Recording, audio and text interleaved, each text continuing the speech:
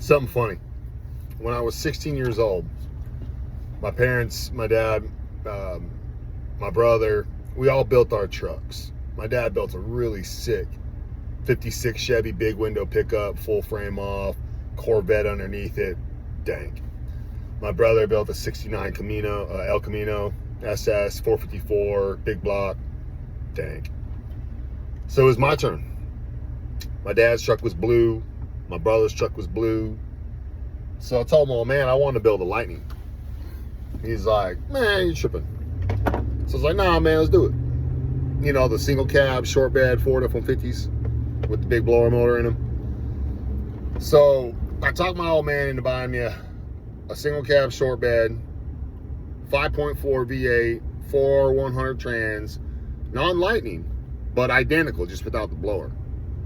So it's a fleet side. I wanted a fleet side. I didn't want the step side. I wanted the fleet side bed because I had plans for this truck. I was going to build this truck. So we shave it up, throw it on 20s, bag it, and I talked my old man into supercharging it.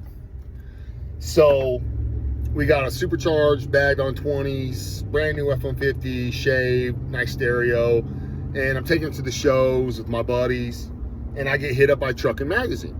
So Truckin' Magazine does a big feature vehicle article on a big shoot, and I take that magazine article, and I got the big idea, man, I'm gonna do Cadillac taillights, I'm gonna weld the bed, I'm gonna do custom paint, I'm gonna do full interior, I'm gonna get this thing to SEMA, and I want 22s. So all the rappers are talking about 20s, everyone's talking about 20s, but ain't no one got no 22s, dog.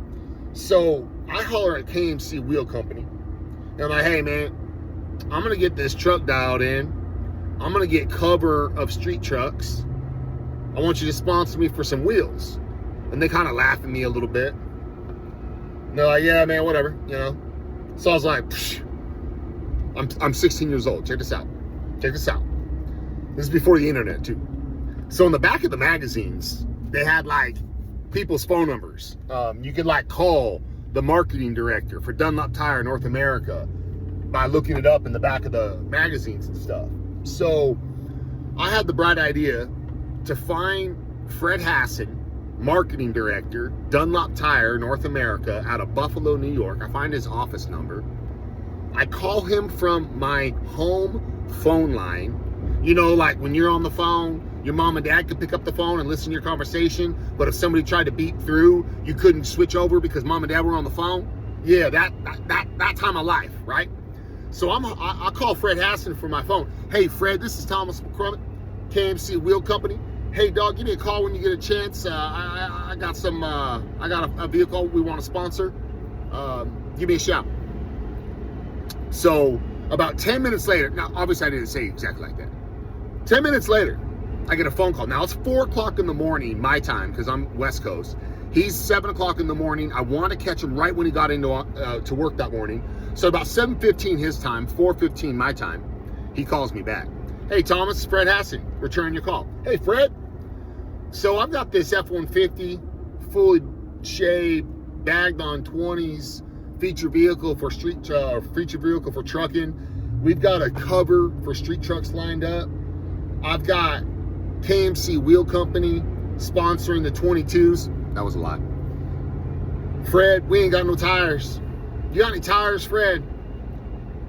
He's like, Thomas, you're in luck. I got a set of prototype, non-DOT approved, hot off the press, 285, 25 series by 22 inch. Is that gonna work for you? I'm doing the math on my, that's a 10-inch wheel. Yeah, doc, that'll work just fine. He's like, what's your address? So I kick him my Addy. Hang up the phone. Dude, stoked, right? So I tell my parents having breakfast that morning, dude, I just talked to Fred Hassan. He's gonna send me some tires. My parents are like, okay, dude. No joke, bro. No joke, bro. About 2 months later, it was a while. It was a hot minute. A knock on the door at like 7:45 at night. Dogs go crazy. My dad grabs his gun, kind of thing, you know. So we run downstairs. We go to the front door, and nobody's in the entryway. But Santa Claus done dropped off 4 monster Dunlop prototype 22-inch SP9000 285/25 22 tires. Attention, Thomas McCormick KMC Wheel Company. So I'm just like, what, dude? My parents are like, you're out of control, kid. So the next morning, I go to KMC Wheel Company. I'm like, all right, it's me again. Let me show you something. So we go to the bed of my truck, and I got all these tires in the bed. And they're like, they're about lost their crap, dude. He's like, all right, man. Meet me at this shop at this time at this day. We're going to wheel fit your truck. So I was like, oh, baby, it's home. So I show up. They wheel fit my truck. They bring these prototype wheels that no one had ever seen before called the BOFA. And I was like, oh, this is going to look sick. So this was like April. End of October, SEMA. So my boys at KMC are like, hey, doc. Homeboys at Dunlop are like, hey, doc, this truck gonna be ready for SEMA? I was like, duh. Here's where the story gets interesting. So I paid a buddy up front, cash, at 16 years old, 450 miles away in Arizona. I was in California, in Arizona, to do all the body work on my truck. Every day, on my way home from school, on my way to practice, I'm hollering him, hey, Chad, what's up, dog? What's going on in my truck? Oh, dude, I got it. Man, I got the door shaped. Oh, man, it came out so good. Oh, man, I got the bed all buttoned up. He's giving me all this progress reports. No picture. We didn't have phones like that, dog. So I didn't have any way to really check in on him. My mom and dad were like, dog, you better get your butt out there. You better get your butt out there and check on your truck. So I was like, yeah, you're right. So after about 4 weeks, I go checking on my truck. Uh-oh. My truck's in first of all, he gave me a runaround, bro. He wouldn't let me know where the shop was. I was like getting real stressed. So I show up, dude, and my truck's in 150 pieces, hasn't been started, but it's taken apart.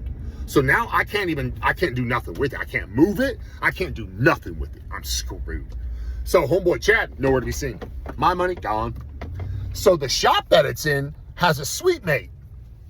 Well, the sweet mate does amazing work, bro. Like, I'm talking amazing work.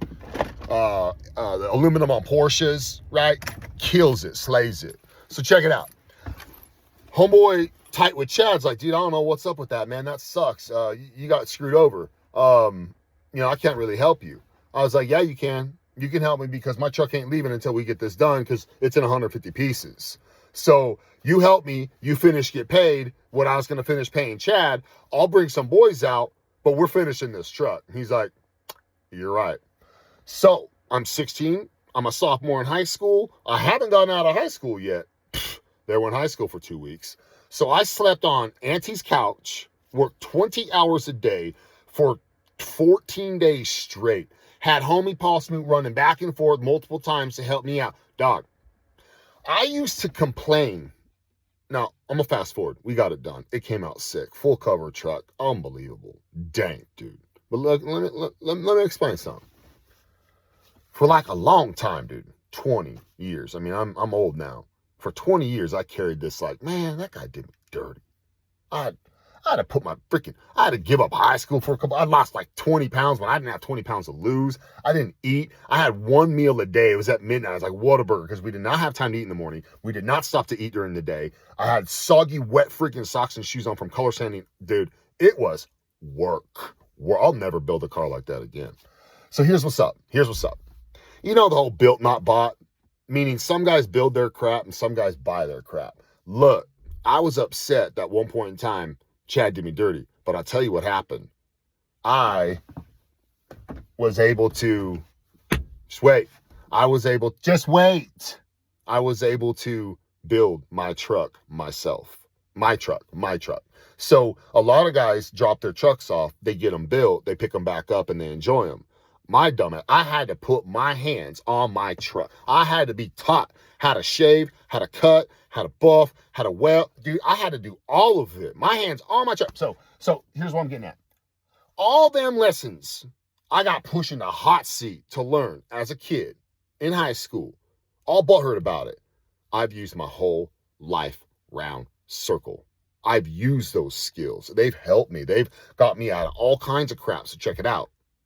That was such a blessing. But more so, dude, I still got that truck, and I love that truck, and I've got hands on that truck doing a bunch of other stuff. I got my best friend who put hands on the stereo. I got a real good homie putting hands on the interior.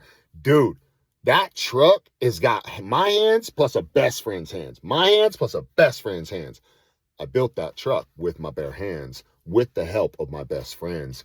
I love that fact. And it hit me like a ton of bricks. It's like, dude, I would have never had that opportunity to, one, say that, or two, benefit from all that education had I not been screwed over by that idiot who took my cash and ran. So that's the moral of the story. Sometimes the silver lining might take 20 years for your dumb butt to figure out. But I'll tell you this, thank you, Chad, for screwing me over, because, dude, it changed my life for the better, and I owe you one. Peace.